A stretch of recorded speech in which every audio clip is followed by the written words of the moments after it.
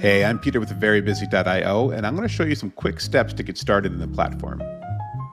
First, let's create a project. Upper left-hand corner, create project modal. From here, you can name your project, start end date, client name, and you can also choose which starting round you want, 0 or 1, depending on your workflow. Next, let's add some assets. It's as simple as dragging and dropping your folders, multiple folders, assets, multiple assets, whatever you need to drop in, you can drop into the browser. It'll start uploading here and you can see your progress via the upload pane. Now, as you can see, I have two folders uploaded with assets and a couple of other images loaded in here. Time to invite some collaborators. I'm going to hit on my share project button. Now I can either share with a share link, which once activated, I can give that link to anybody who needs access. No VeryBusy.io account or login needed. They're dropped right into the project and can collaborate fully. If you need some more security, you can invite them via email invite via right below here in the invite collaborators input. This will require them to have a VeryBusy.io account, which includes email verification. So there's a little bit more security in who's accessing your project. So once everybody's invited in, you can go in and start making some callouts or markups or making some notes for your collaborators or your clients if need be. Otherwise, from their end, they're going to jump in and they're going to start marking up and giving you feedback on your images. So after that, that's really the initial first stage of getting your review rounds going and working through those, getting all the way to all your assets approved, finalized, and delivered. So let's talk about markups, comments, and leaving feedback within VeryBusy. From our project view right here, you have your thumbnails, you can see folders and such. But to access markup view, what you're going to do is if you have an image you want to mark up, like let me go to this one, all you got to do is double click it. Once you double click, you enter into it and you're within markup view. Now from here, you have all the tools you need to leave feedback. Specifically in the bottom left, you have your tools to leave markups. Below that, you have your comment and at mention area where you can attach comments, kind of text to contextualize and give some context to each markup. You can also add attachments up to 3 files a gig each. So if you need to add art files, mockup files, reference files, all that kind of stuff. Now it's really easy to get going. We use similar hotkeys to Adobe for zooming, panning, and such. So if you're familiar with Adobe, you should be good to go. Zooming around, we did a lot of work in rendering high-res, color-accurate images in the background, so you can access these very fast, even if they uploaded high-res, even layered TIFFs and PSDs and stuff. But you can get in here and start leaving markups. So since that's green, I'm going to change my color. So you can do call-outs with arrows. I can switch over to, a brush and do some freehand markups if I want to. We also have, the boxes or just straight lines if you need to. Oops, that's a square. Here's a straight line.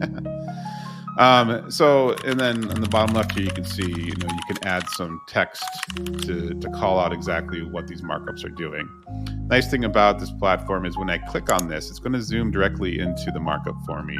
So especially, I guess it's more apparent if I have like a really tiny markup, if you're working with something like really small. So let's say I left that markup.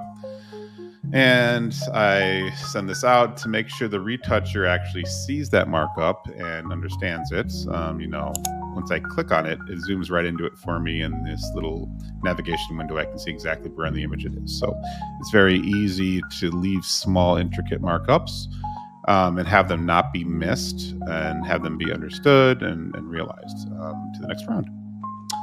So we talked about drawing markups, adding comments and attachments to these things to add more context so the retoucher understands what's going on.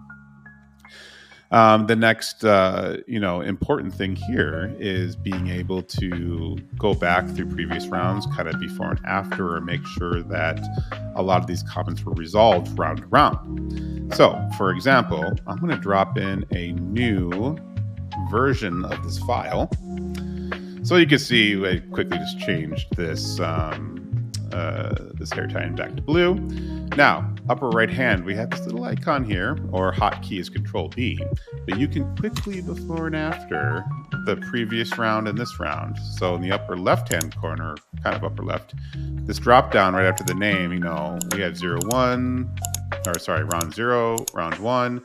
you can go through as rounds build up. You can go back to previous rounds and compare. Otherwise, this little icon over here or Control B will quickly before and after the current and previous round. You can even zoom in and kind of see these the little details that were changed and make sure things were changed accordingly. Now, on top of this, if you go to your and this little drop down at the top of the comment bar or comment panel, you can either choose to hide resolve comments or leave them to be seen. So if I go to all comments, I'm able to, let's go back to our previous round. I'm able to see my previous comments from the last round. So I'm looking at my most recent image, but I can see my previous comments. So I can go back and double check that against the new image that these all notes were actually done correctly. Now, the retoucher may have resolved these already, but I can still go back and compare with my previous notes against the now recent image. I can go to hide all resolved comments and then go back. So there's multiple ways for you to either quickly before and after and see the differences in current and previous round, or you can go even farther back in the retouching history to compare images and kind of audit the notes that were given and making sure everything in the most recent version, most recent round has been covered. So VeryBusy has custom labels, and they're incredibly versatile. Depending on your workflow that you have, you can use them for, you can use them for selects, you can use them for image statuses, you can use them for designation. So when you go to a thumbnail, you'll see the little add label tag here. Click on that, and you're going to have some predefined ones, but you can also make custom ones. So test label, you can assign a color to it, and it's on there on the bottom now. So you can also rearrange them, and you can also see we have hotkeys for them. So that's very nice for when culling in markup view. You can use your arrow keys and then quickly with hotkeys, Control 1, 2, 3, give them whatever label you make. You can make a 1-star label, 2-star label, kill, approve, select, whatever you need. Now, the nice thing about labels is, so let's put a pending review on these two. We can actually filter by labels. So once you're going through, say you have 500 images in this project or in a particular folder, and you went through and you made, let's change these to selects. Hold on, let's redo this so it makes sense. Let's change these to selects. So say you went through the whole folder and made all your selects, you could actually go through and filter by just the selects and take a look at those. So custom labels, incredibly powerful, really robust, that can really fit and kind of change to fit your actual workflow. And with the filters, it's an incredible way to streamline the whole workflow, especially when working with other collaborators. As always, we are here to help. So please send us a message in app, or you can go to support.verybusy.io to check out some more detailed articles on how the platform works.